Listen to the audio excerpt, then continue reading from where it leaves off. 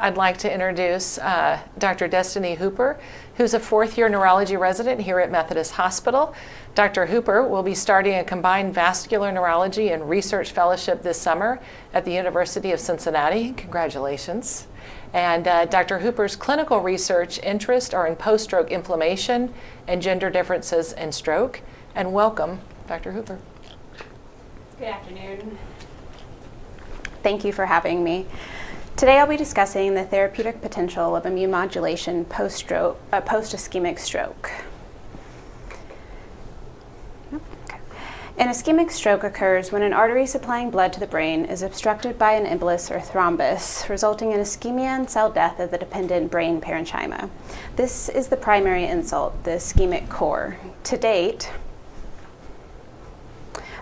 tissue plasminogen factor, activator, and mechanical endovascular thrombectomy are the only approved interventions for the treatment of acute ischemic stroke, both aimed at reducing the core infarct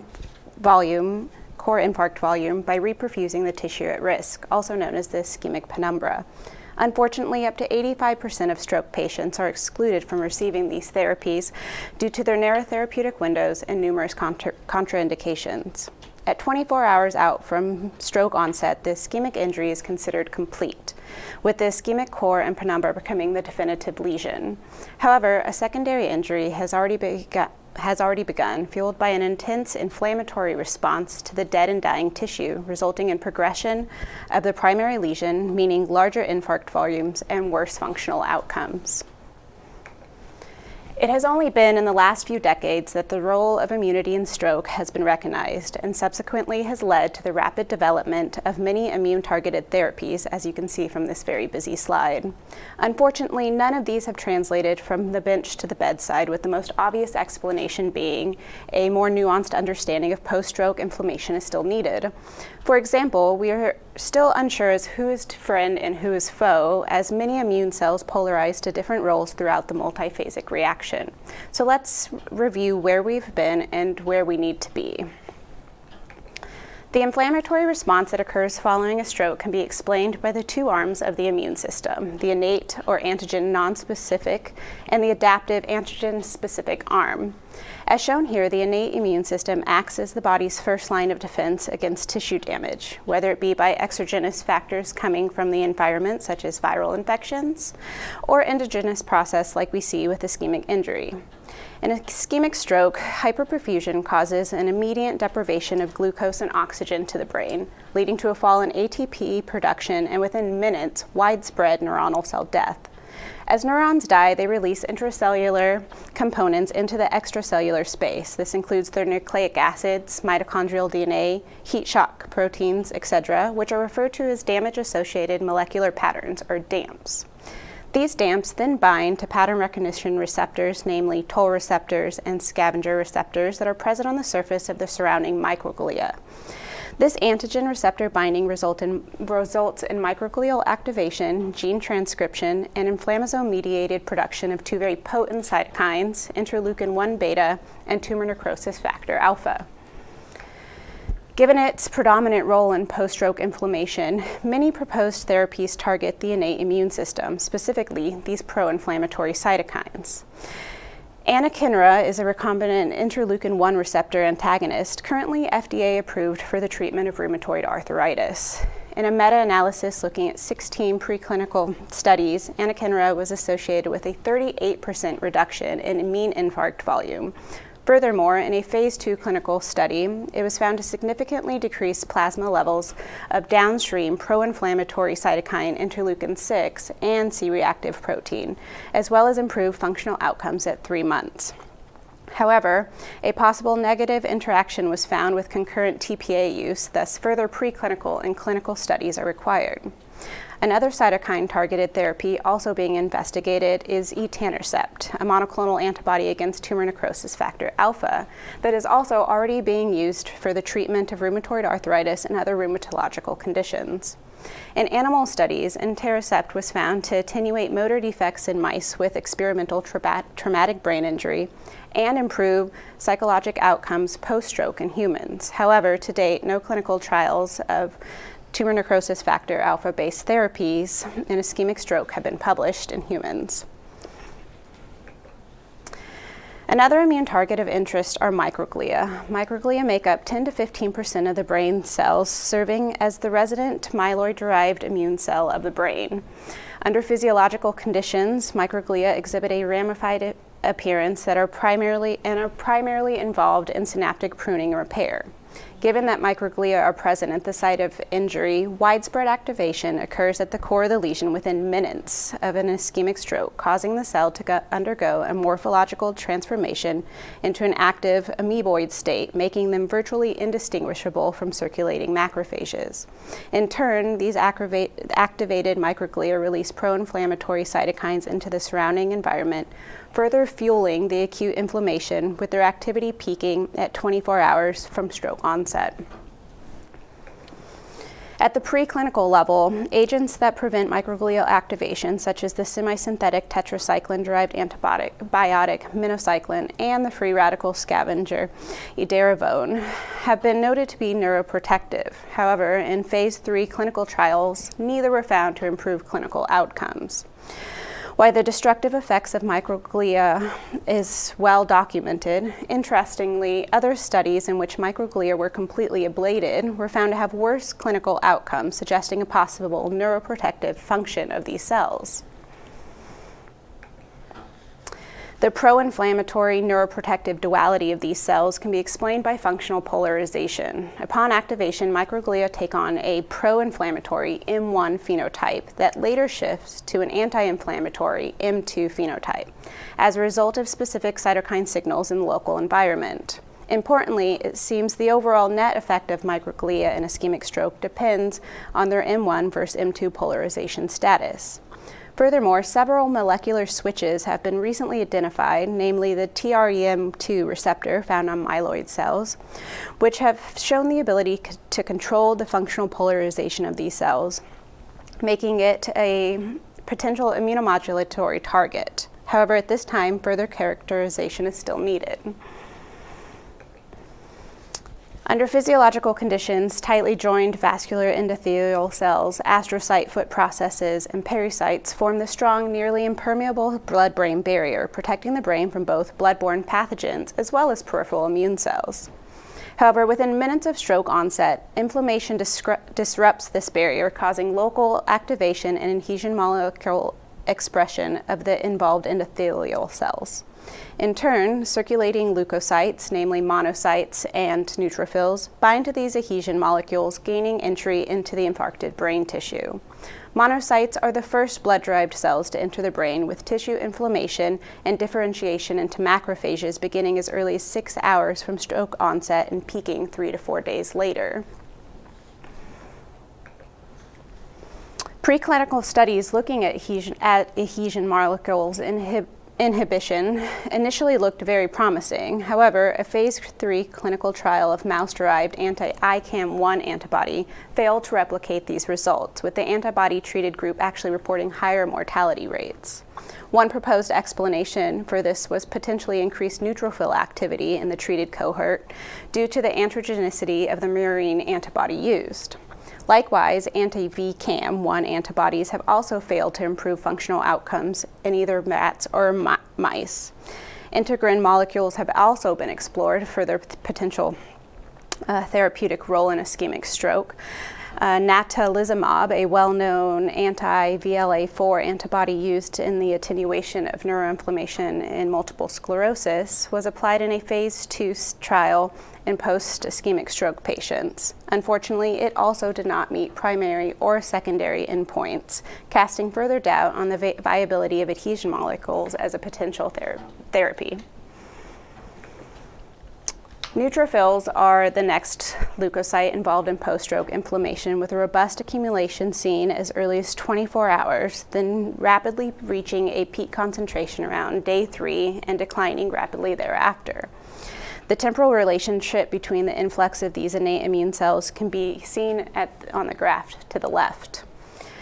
At day 3, the majority of immune cells in and around the ischemic tissue are neutrophils, with their numbers directly correlating to total infarct size.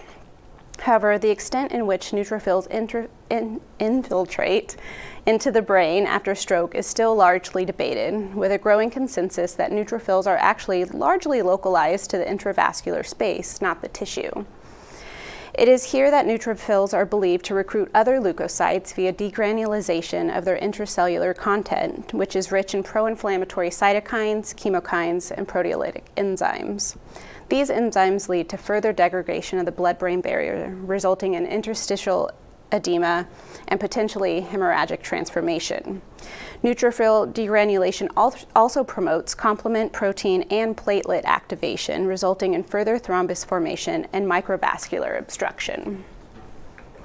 Given the significant damage by neutrophils and their profound effect on infarct size, many studies have been initiated, the majority aimed at blocking integrin molecules on the cell surface of neutrophils, thus preventing entry into the brain. While preclinical trials looking at this were promising, both LeukoArrest, a phase 3 clinical trial using the anti-LFA1 antibody, and a second human study, ASTIN, investigating a MAC1 inhibitor, failed to show functional improvement post-stroke and were terminated early due to futility. I think it's important to note that the results of these two trials may be explained by the aforementioned localization of neutrophils, now believed to be predominantly intravascular, as opposed to migrating into the ischemic tissue. As the local inflammation progresses post-stroke, immune-mediated disruption of the blood-brain barrier releases novel CNS antigens like myelin basic protein and neuron-specific inulase, which are normally isolated to the brain, exposing them to the peripheral nervous system or immune system. In turn, this antigen presentation leads to the activation of the transitional immune effector cell, dendritic cells. The temporal relationship between dendritic cells and other components of the innate immune system are depicted to the left. As you can see here, dendritic cells provide a crucial link between the innate and adaptive immune system. Once activated, these potent antigen-presenting cells migrate to cervical lymph nodes and the spleen, activating B and T lymphocytes in the periphery, initiating the adaptive immune response. Lymphocytes are the main component of the adaptive immune response, consisting of many distinct subpopulations, each with their own diverse function. Generally speaking, lymphocytes can be subdivided into two major groups, pro and anti-inflammatory. These cells begin to infiltrate the ischemic tissue from day 2 to 3 post-stroke and can be present years after the initial injury. Given their delayed onset of action, therapeutic strategies targeting lymphocytes are highly desirable as they focus on subacute and chronic phase of injury and thus could provide a much wider therapeutic window compared to the currently available treatment options in stroke. For example, fingolimod, a highly effective immunomodulatory drug approved for the treatment of multiple sclerosis, has received great interest as a potential T lymphocyte inhibitor in ischemic stroke. Fingolimod is a sphingosine 1 phosphate receptor modulator that acts by binding these receptors on pro-inflammatory lymphocytes, in turn preventing them from exiting the lymph nodes, thus reducing the overall number of circulating lymphocytes in the blood. To date, fingolimod has been investigated in 2 small pilot studies, both alone and in combination with TPA, and both studies showed a beneficial effect on infarct size, neurological function, and reduced rates of hemorrhagic transformation. However, further investigation has been yet to be completed. In contrast to the inhibition of pro-inflammatory cytokines, the upregulation of anti-inflammatory lymphocytes has gained recent interest, specifically the subset of regulatory T lymphocytes, which constitute approximately 10% of their peripheral CD4 T cell population and play an essential role in immune homeostasis. Unlike effector lymphocytes, Tregs do not appear in the brain until the chronic phase of stroke, about 14 days after infarction. Through the production of interleukin-10 and tissue growth factor beta, these specialized cells promote polarization of surrounding cells, including microglia, macrophages, and astrocytes, shifting them towards an anti-inflammatory phenotype. This shift in turn facilitates phagocytosis of cellular debris, including DAMPs and inflammatory mediators, as well as increases the production of neurotrophic factors like insulin growth factor, preventing further neuronal death and promoting tissue repair. Additionally, once in the brain, Tregs produce amphoreglin, a low-affinity epidermal growth factor receptor ligand, which has been found to dampen astrogliosis and glial scar formation, which is now known to be detrimental to axon ingrowth and regeneration. The protective role of Tregs following ischemic stroke has been well documented in multiple preclinical studies. However, the low frequency of these cells in the blood, as well as the incomplete understanding of both the timing and their ability to move from the peripheral into the brain in humans, has limited their therapeutic potential. In efforts to overcome this, recent studies have aimed to increase the frequency of Tregs through the application of interleukin-2 antibody complex that binds CD25 on the surface of Tregs, promoting an in vivo expansion of the cells. However, the safety and efficiency of this treatment has yet to be established in humans post-stroke.